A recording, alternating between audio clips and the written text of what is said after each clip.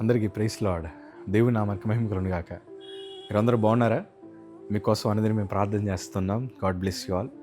ఈ 40 దినాల ఉపవాస ప్రార్థనలో మీరు పెడుతున్న ప్రతి కామెంట్కి మేము అందరం కలిసి ప్రార్థన చేస్తున్నాం. భయపడద్దు, దిగులు పడద్దు. దేవుడు మీ కుటుంబ స్థితిని ఈ 40 దినాల ఉపవాస ప్రార్థనలో నా ప్రభు మార్చుదురుగాక. ఆమేన్. నమ్మిన వారు ఖచ్చితంగా ఆమేన్ అని మీ కామెంట్లో తెలియచేయండి. అలాగే ఈరోజు ఒక ప్రాముఖ్యమైన విషయాన్ని మీతో జ్ఞాపకం చేస్తున్నాను. ప్రతి మనిషి జీవితంలో భయం అనేది ఖచ్చితంగా వస్తుంది. ఏదో ఒక సందర్భంలో వస్తుంది. ఒక్కొక్కసారి ఎంతోమందికి ధైర్యం చెప్పిన మనమే, ఎంతోమంది వెనకాలండి మేము ఉన్నాం కదా అని ధైర్యం చెప్పిన మనమే కొన్నిసార్లు భయపడుతున్న పరిస్థితి వస్తూ ఉంటుంది. అప్పుడు బయటలు కూడా మనతో ఇట్లా అంటారు, అయ్యో ఎంతోమందికి ధైర్యం చెప్పావు కదయ్యా, ఎంతోమందికి ధైర్యం చెప్పావు కదమ్మా, నువ్వే ఇలా పడిపోతే ఎట్లాగా, నువ్వే ఇలా అధైర్యపడితే ఎలాగా అని అంటే మనం అంటాం, అయ్యా నాకు వచ్చిన శోధన అంతా ఇంత కాదు, నాకు వచ్చిన పరిస్థితి అంతా ఇంత కాదు, మాటల్లో వివరించలేనిది, నిద్ర కూడా పట్టట్లేదయ్యా, సరిగ్గా భోజనం కూడా తినలేకపోతున్నానయ్యా, నలుగురు మధ్యన కలిసిన నలుగురితో సంతోషంగా మాట్లాడలేకపోతున్నామ్మా అని రకరకాల పరిస్థితుల మధ్యన భయముతో ఎంతోమంది విశ్వాసులు గడుపుతున్నారు. ఈరోజు నేను అంటాను కదా, ఈ 40 దినాల ప్రార్థనలో ప్రభు మీ భయాన్నంతా కొట్టివేసి ధైర్యము చేత ప్రభు మిమ్మల్ని నింపుదురుగాక. నిజమేనండి, అందరికీ భయం వస్తుంది. నేను కూడా భయపడిన రోజులు ఉన్నాయి. మీరు కూడా భయపడుతున్న సందర్భాలు మీ బ్రతుకులు ఎన్నో ఉండొచ్చు. కానీ వాటన్నిటి నుంచి విడిపించడానికి ప్రభు ఒక్కడే శక్తిమంతుడు. మీకు ఒక మాట చెప్తాను, దావీదు చాలా ధైర్యవంతుడు కదా.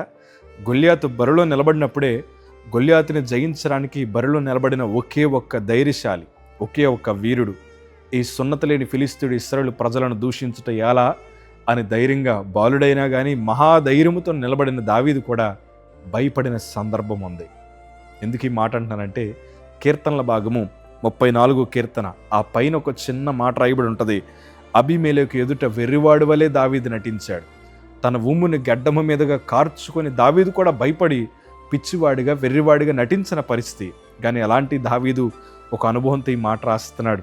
34 కీర్తన 4 మాట మనం చదవగలిగితే, నేను యెహోవా యొద్ద విచారణ చేయగా ఆయన నాకు ఉత్తరమిచ్చెను, నాకు కలిగిన భయములన్నిటిలో నుండి ఆయన నన్ను తప్పించను.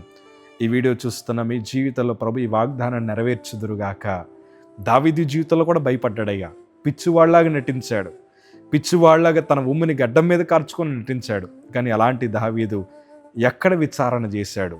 నేను యెహోవా యొద్ద విచారణ చేయగా నాకు ఆయన ఉత్తరం ఇచ్చాడు, నాకు కలిగిన భయములన్నిటిలో నుండి ఆయన నన్ను తప్పించాడు.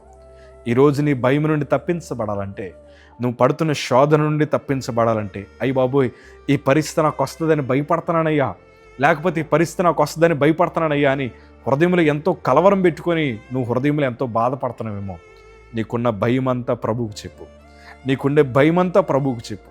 నువ్వెప్పుడు బలహీనుడిగా ఉండిపోవయ్యా. ప్రభు నీ భయానంతా కొట్టివేసే గొప్ప శుభవార్తని ప్రభు పంపిస్తాడు. దేవుడు పరలోక సమూహాన్ని నీ దగ్గరికి పంపించి, అయ్యా నీకు ధైర్యము కలిగించగలిగిన దేవుడు ఆయన ఉన్నాడు, మన పక్షాన ఆయన ఉన్నాడు, భయపడద్దు. నీ భయం మనుషులకు చెప్తే నేను బాగా గేమ్ ఆడేసుకుంటారు, ఫుట్బాల్ అన్నట్టు ఆడేసుకుంటారు. నీ భయాలు ఎప్పుడు మనుషులకు పంచుకోకే, దేవునికి మాత్రమే పంచుకోండి. నీ భయం అంతటిని ప్రభు ఈ క్షణమే కొట్టివేదురుగాక. ధైర్యము చేత ప్రభు మిమ్మల్ని నింపుదురుగాక. ఉండే పిరికితనాన్ని తీసివేసి దేవుడు బహుధైర్యము చేత ప్రభు మనల్ని నింపుదురుగాక. ఆ ధైర్యము ఎర్ర సముద్రం ఎదురుగా ఉండి ఆజ్ఞాపించే అంత గొప్ప విశ్వాసాన్ని పుట్టిస్తుంది. ఈరోజు ధైర్యంగా ఉండు, దేవుని వద్ద విచారణ చెయ్యి. నీ కష్టము, నీ బాధ, నీ నష్టమంతా ప్రభువుకు చెప్పు. అయ్యా నా పిల్లల పట్ల భయం వేస్తుంది, నా కుటుంబ భవిష్యత్తు చూస్తే భయం వేస్తుంది, నా భర్త ఉద్యోగం చూస్తే భయం వేస్తుంది, నా భార్య ఆరోగ్యం చూస్తే భయం వేస్తుంది, మా కుటుంబ పరిస్థితుల వాతావరణం చూస్తే భయం వేస్తుంది. అయ్యా ఏం చేయాలో అర్థం కాని పరిస్థితి మధ్య ఉండిపోయాం అని నువ్వు దిగులు చెందుతున్నామో, ప్రభువుకు చెప్పి నీ భయం అంతా, ఆ భయాన్నంతా కొట్టివేయడానికి ప్రభు సిద్ధంగా ఉన్నాడు. Have a blessed day. God bless you.